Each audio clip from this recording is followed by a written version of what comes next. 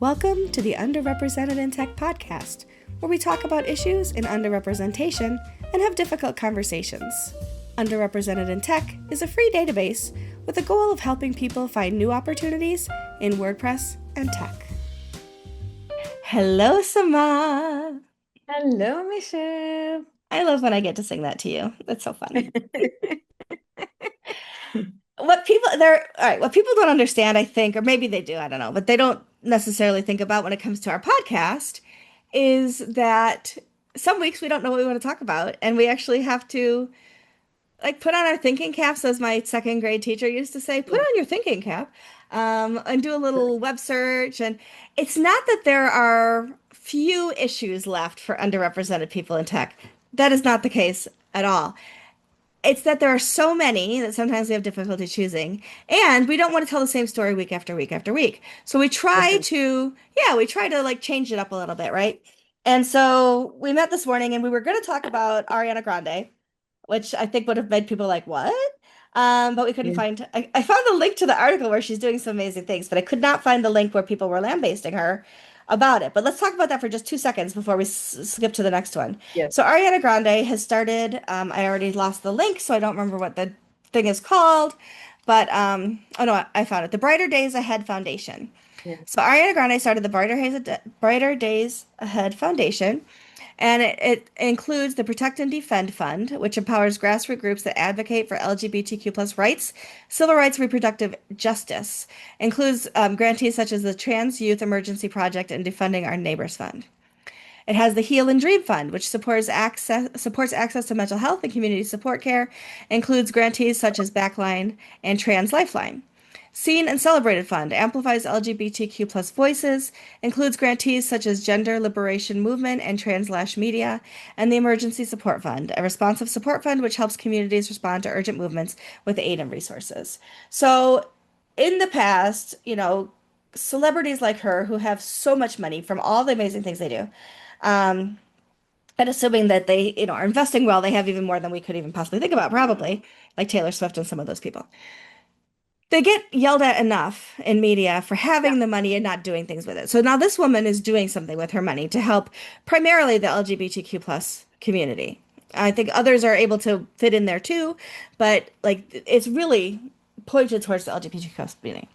Now, what I saw on Facebook, I expected to read the comments and see people lambasting why you would support the LGBTQ plus community, because of course, a lot of people on the right wing side of things don't want us to support them. Instead, I found comment after comment and comment after comment on her body, how she looks, her hair. She's too skinny. She needs to eat a sandwich. She's the wrong person for young women to look up to, blah, blah, blah, blah, blah. Well, I don't know what her medical history is. I don't know why she is as thin as she is. And I'm not going to comment on that. But I wish that other people wouldn't either, because it's none of our business. She's doing good with her things. She has a doctor. She has a family.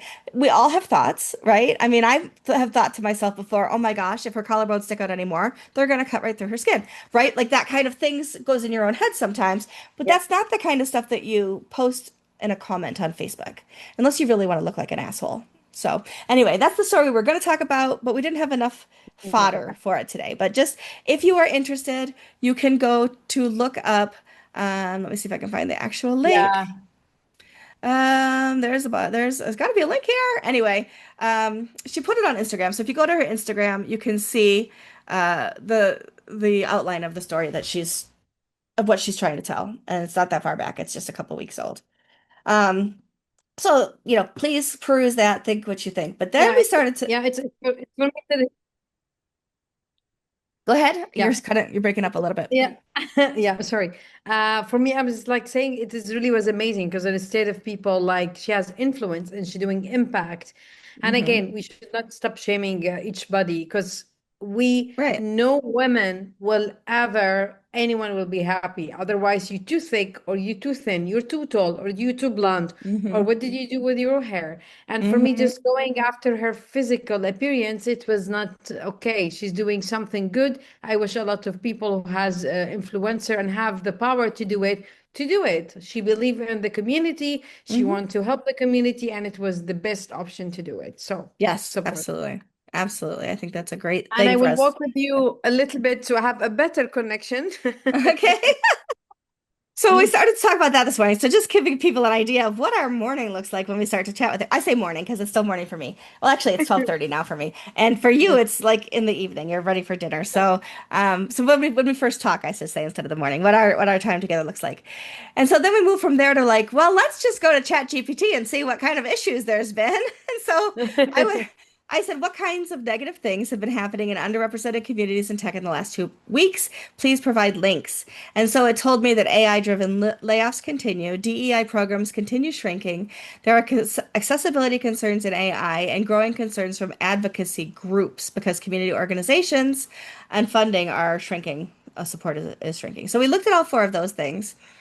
And we don't want to talk about layoffs again because, quite honestly, Yeah. like I can't hear it anymore. I'm still laid off. I'm still looking for my next big thing. But we looked at the continued rollback of DEI efforts. Or is that the one? Oh no, accessibility still isn't being built into AI products. So I clicked through, right? Is that the one? Yeah. So we click Yeah. through and we find this letter, this online thing from Ricky Onsman. Now, if you don't know, Ricky Onsman's a WordPresser, and here we like randomly chat GPT and Googling shows us his article. The first was from May 19th, 2026. The second one was way more frequently than it was oh May 20th. So whatever, not Yeah. that more. So over 2 days Mm. he wrote this, and it's very long, very well articulated article.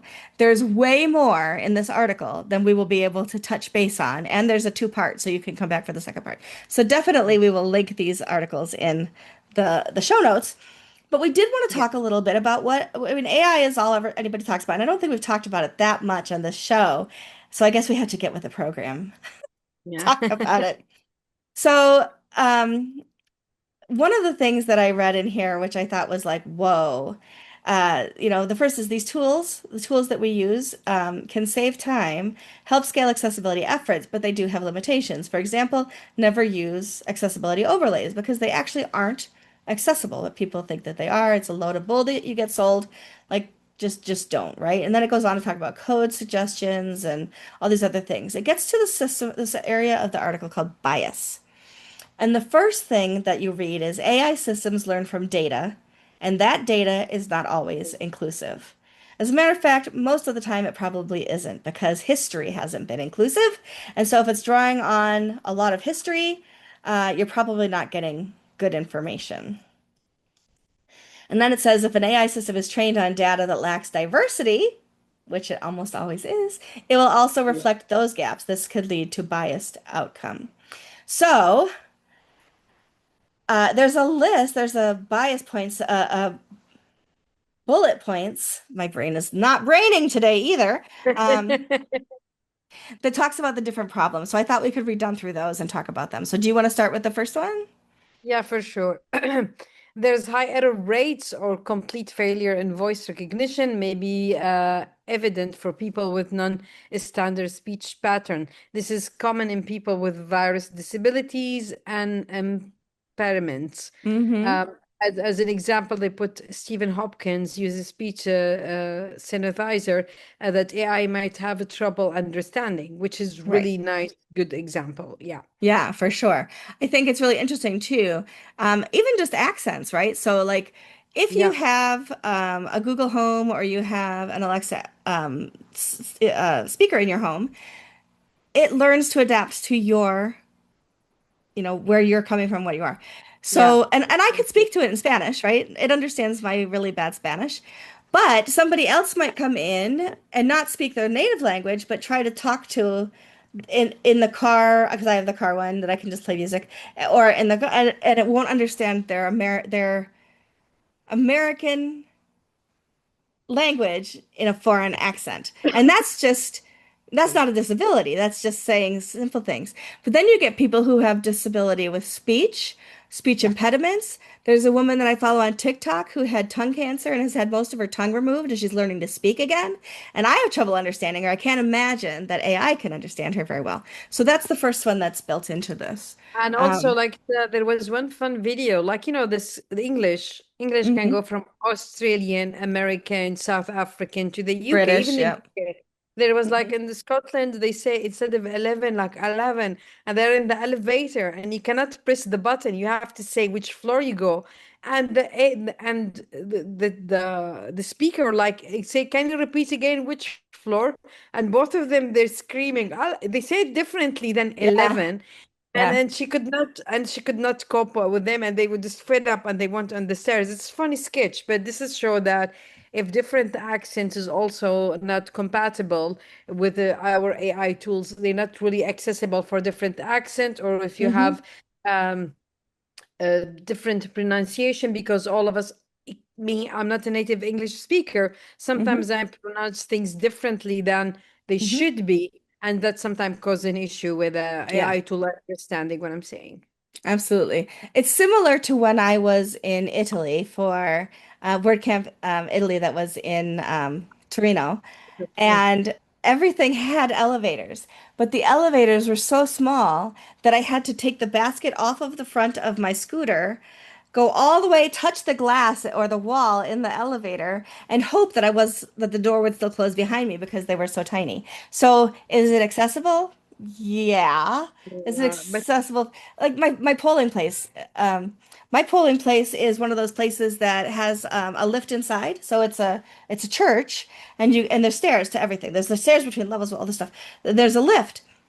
My scooter's too big for the lift, so I can't vote there. So now I have to either vote early and go someplace else or vote by absentee ballot because I can't vote in my polling place because even though it's accessible, it's not accessible to me. So anyway, that's one of the ways that says that. So I'll read the next one. yeah, AI facial recognition may not recognize non-standard faces. AI vision recognition tools struggle with non-standard or diverse physical appearance. Again, this is common in people with various disabilities and impairments. And the non-standard face they're showing on the screen is somebody who looks like they might have Down syndrome. And I'm absolutely drawing that just from looks. So forgive me if that's not what they're trying to show, but that is what it looks like they're trying to show. And think yeah, about people with, maybe massive scarring or women who have to wear veils or choose to wear veils and face coverings, and yeah. that's not always going to be something that's accessible for them either. Like my PC laptop, which I gave to my boyfriend because why am I using a PC? I don't game. His computer died, so I gave it to him. Anyway, when you first looked at it, I forgot what password I set up, and it had to do with her face recognition. Yeah. And so his brother was over trying to use the laptop, and he had to keep running out and putting it in front of my face because I couldn't remember the password. So, if you are somebody who it knows my face, but let's say I've got a black eye or, I've got a mask on or anything, and then it's not going to work. So, Yeah. imagine for somebody who it's not a temporary issue, that would be very difficult for sure. Yeah. All right, the next one. AI interaction that relies on touch interfaces, often inaccessible and unforgiving for people with mobility impairments and lack of digital dexterity. Dexterity, Yeah. yeah. Yeah, AI can make touch targets too small and place them too close together. I can agree on that, because if you have big hands, or sometimes with the screen touches, or if you have a Hmm. tiny hand and you have to really push hard on it to see it, Yeah. this is really inaccessible. Yeah. It really is. And for people with arthritis, and people who, for whatever reason aren't able to Yeah. use that touch screen or see it, understand where the goal is. I play one game on my phone that I have to use a tiny little stylus with a little tiny tip underneath the plastic at the end. Yeah. Otherwise, my finger will hit four things at the same time. Okay. So, yeah. Gen AI that responds to user prompts frequently, at this stage, perhaps even predominantly, ignores the lives of people with disability in its response. Yeah. That's crazy. I don't even Yeah. know what to say to that. Like, let's just pretend that an entire group of people don't exist. Exactly. Yeah, it's so sad. Yeah. And these are Yeah, people who pay money for all their services. So pay money to buy clothes, pay money to buy food, pay money to buy all the things in their life, just like the rest of us do, and you're just gonna ignore them. I don't like that. and also AI trained on board LLM largely treat people with disabilities as exceptions and don't include, consider, or even recognize them unless specifically Referenced, referenced. referenced. Yeah, This is really annoyed because, like, for me, it is, how can I say, it's like you're being putting one specific group, you're not target group as a customer, you're not including them. It's kind of a little bit yeah. not accessible. It is not for sure. It even says this kind of bias has very serious implications when AI is used to Yeah. generate models of products or services intended to meet the needs of the whole community. And we've talked about this before. We've talked about how advertising only reaches certain groups of people, how Yeah. when there is advertising, the very first time that Cheerios, and it was less than 5 years ago, the very first time Cheerios showed an interracial couple with a mixed race child, they got Okay. serious backlash because how dare a white person be married to or be in a relationship with a black person and produce this child, you know? Oh Um, God, yeah. that's my child. My child's a mixed race child, you know, like shut up. Cheerios is doing the right thing, you know? But there are so many people that are just in their own little world. Tempted. And when you only use I'm trying to think. When you only use people who don't require accessibility, when you only use people who are white, Anglo-Saxon, Protestant, whatever, you know, the people at the top of the food chain kind of thing, you are missing out on so much rich history and heritage and people Yeah. who want to buy your product but will look for somebody else to buy it from because you're not inclusive. So I think it's important. I think it's really important that we think about how we use AI and what story we're getting back from AI, what information we're getting back, and is it accessible or not? Does it include accessibility? So for people like me and you, we're using it. We don't have any of those issues. We don't have to worry about touching on the screen. We don't have to worry about hearing Yeah. things. We can see everything perfectly fine. So we're not part of the people who necessarily need that accessibility on a full-time basis. But there are times when people like you or me might break a wrist or, you Yeah. know, fall and hurt ourselves or whatever and have to rely on that technology for a small amount of time. But there are people who live it every single day. And so we really need to make sure that the tools that we use are representing our entire community, not just the parts that we want to show on the back cover of a magazine. And also, as you said earlier, the AI taking from the data which really exist now and the history and what it's happened now, it's like a lot of things are not accessible, taking it from it, but also we can train it, we can add more information. Because as you said earlier, it's like accessibility, of course, we saying about seeing, touching, everything, but also accessibility, Yeah. it's cannot see it. It's not uh how can I say, it's not, you can, it's not physical most of the times, and that's why, like, and there's, it's not large of people who have accessibility. I have some accessibility, you have some accessibility, we need it, but it's still like the AI tools can be trained, and especially Hmm. in reading, sharing information, and Yeah. all of what we mentioned up in the bullet points. This is Yeah. nice article. It's very long one, but it's worth the reading. So for sure Absolutely. we're gonna mention it. Yeah. Yeah, for sure. We would love to have some guests on the show too. So I've invited a few Yeah. people who are looking at calendars and things like that. But if you're listening to the show and you have a topic or you've experienced something or you've seen something that you'd like to call out or learn more about with us, we would love to either have your topic for us to discuss or have you on the show to talk about it. So hit us up on socials or, gosh, I mean, you know how to get in touch with us. Right through the website's Yeah. fine too. But we're around, so make sure that that you're able to get in touch with one of us because we would love to, you know, show more than just our thoughts and scramble at the last minute for some ideas sometimes. Yeah. And we love each other. We love talking with each other, but We also we do. love talking with other people. So more Yeah, than welcome. Feel free to reach out to us. absolutely. So until next week, when again we don't know what we'll be talking about, but who knows, something will come up in the news between now and then. we will be back next week with more. And thanks for hanging with us during that little sabbatical we took earlier this year. And I'm glad we're back and ready to really hit the rest of this year as hard as we can and try to make as much of a change for the good as we possibly can. So thanks for hanging in there with me, Samah, and being the perfect partner. Thank you for everything. Okay. See you next week. See you next Yes. week, everyone. Bye. Bye. If you're interested in using our database, joining us as a guest for an episode, or just want to say hi, go to underrepresentedintech.com. See you next week.